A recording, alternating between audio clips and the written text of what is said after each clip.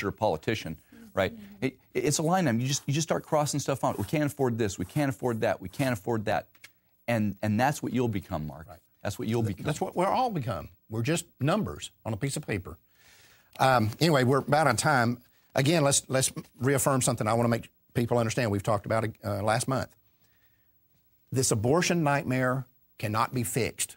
I'm sick and tired of seeing these pro-life organizations down here saying we need to work within the system to fix this abortion thing, to make sure that health care does not pay for abortion, and yada, yada, yada. It cannot happen.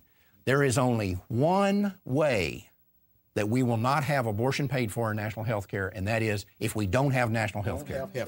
We've got to stop this thing. It cannot be fixed. It's got to be stopped. Right. If we have national health care, it's going to pay for abortion. And I'll tell you, I'm going to remind people something we talked about before.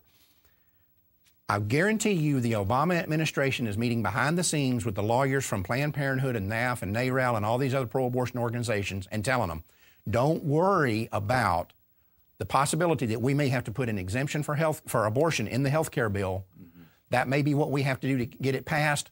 But the federal courts will take it out as soon as we put it in and as soon as we sign this thing into law. Yeah. That's what they're telling them. This deal is being struck behind the scenes. And we all have seen the fact that the Obama administration is corrupt as any administration we've ever seen. Oh, yeah. They're cutting these deals behind the scenes. And now they're not even trying to hide it. They'll come out and say, yeah, we paid Mary Landrieu. Yep. We paid her $300 million to vote for this bill. We paid this guy, Ben Nelson. He's an abortion whore just like she is. And it irks me how the left is so crazy. They're saying, we got to pass this. We can't let the people down. The people don't even want it. Yeah, the people don't want it. How are you letting them down? The people don't even want it. And they're ignoring that most people don't want it. The majority do not want it, and they just keep going with it. And they say, well, you will once you get it. You just don't understand it right now. It's too complicated for you. But once you get it, you're going to love this. Smarter than we are. Right. We don't know anything. But let's make sure people don't get sucked into this deal if we got to fix this thing. Right. Call your state reps, call your congressman, call your United States senator, and call these pro-life organizations that are trying to, quote-unquote, fix health care. Right. And tell them, take all that money and all that effort and all that political capital you're using and take it out of the effort to fix health care and put it into the effort to stop it. Mm-hmm. It can be stopped. Right. And I believe it will be. But I'm telling you, we cannot be sucked into this. We've bought this we drank this Kool-Aid too many times in the past.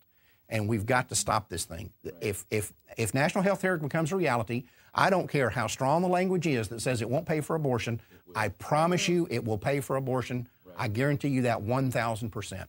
And the biggest thing that they'll use as an argument is the eugenics argument. That'll be the one that'll get the American people over the hump. That's what we've got to stop this thing. Anyway, don't get me on this. It's too late. I'm already on the bandwagon.